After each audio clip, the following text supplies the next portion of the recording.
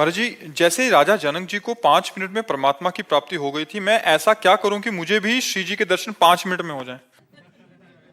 आप राजा जनक नहीं हैं। और हम गुरु अष्टावक्र नहीं है।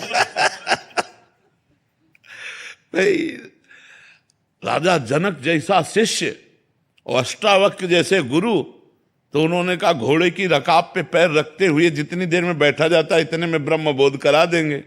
अब राजा जनक जैसे ज्ञानी, तो न तुम जनक हो ना अष्टावक्र।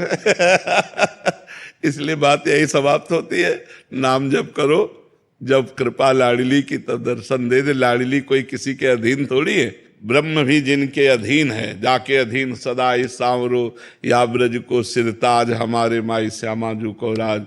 तो इसलिए हम नाम जप करें, उनसे विनय करें, वो कृपा करें तो हो सकता है बस सामने से। जी। आयुषी शर्मा जी, बनारस। श्री हरिवंश महाराज जी, पहले मुझे मेकअप वगैरह का बहुत शौक था महाराज जी, और ऐसा लगता था खूब पैसा कमाऊं, बड़ा पद हो, सुंदर सुंदर भोग हो। महाराज जी, जब से सत्संग सुना है और यहाँ आना शुरू किया है केली कुंज में, तो महाराज जी तब से मतलब ये कम हो गया है, और मतलब ऐसा हो गया कि अभी केवल और केवल भजन करना है, वृंदावन वास हो जाए, प्रभु की प्राप्ति हो जाए। महाराज जी, अब बहुत बड़ी कृपा हुई है जो ऐसी बात आई है, बहुत बड़ी कृपा हुई। बस इस बात को परिपक्व कर लो, अपने हृदय में बैठ जाए। वृंदावन वास होए चाहे ना होए, लेकिन नाम ना छूटे। जहां नाम है वहीं प्रभु हैं।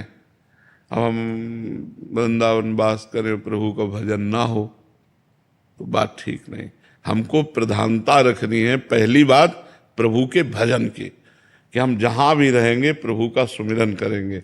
अब दूसरी बात, अर्जी लगाते रहिए कि वृंदावन वास हो जाए, अगर श्री जी वृंदावन वास दे दें और फिर भजन हो तो और बढ़िया बात है। पर जहां भी रहे भजन परायण रहे। मनुष्य जीवन का उद्देश्य यही है कि हम अपने कर्तव्य कर्म का पालन करते हुए, ध्यान से सुनो, अपने कर्तव्य कर्म का पालन करते हुए भजन करके भगवान को प्राप्त कर लें। कहीं भागने की जरूरत नहीं है, कहीं कुछ बदलने की जरूरत नहीं है। जो हो, जहां हो, जैसे हो, भगवान के हो, आप बस नाम जप शुरू कर दो, भगवान का सुमिरन करो, अच्छे कर्म करो, पवित्र भोजन करो, भगवान की कृपा हो जाएगी।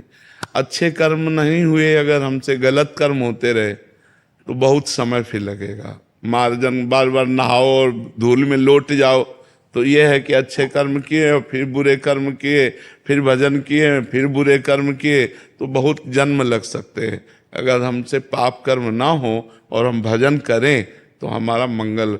आपसे सही कहते हैं, ये वेश परिवर्तन या देश परिवर्तन, इससे कुछ नहीं होता। जब तक उद्देश्य परिवर्तन नहीं होता तब तक बात नहीं बनती।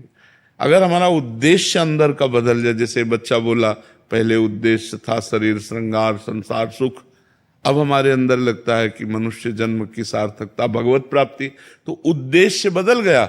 अब आप नौकरी करो, पे व्यापार करो, कुछ भी करो, आपका उद्देश्य भगवत प्राप्ति है तो बढ़िया। अब जैसे उद्देश्य हो गया धन मान प्रतिष्ठा, तो अब आप चाहे बाबा जी बन जाओ, चाहे आप गृहस्थ रहो, वही चलेगा, क्योंकि उद्देश्य आपका धन बन गया ना, उद्देश्य आपका संसार बन गया।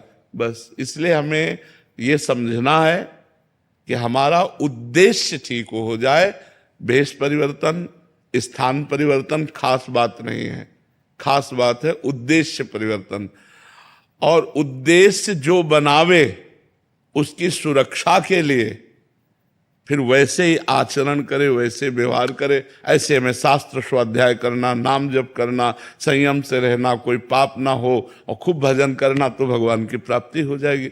उद्देश्य परिवर्तन महान वस्तु है, स्थान परिवर्तन, भेष परिवर्तन इसका कोई खास विषय नहीं है।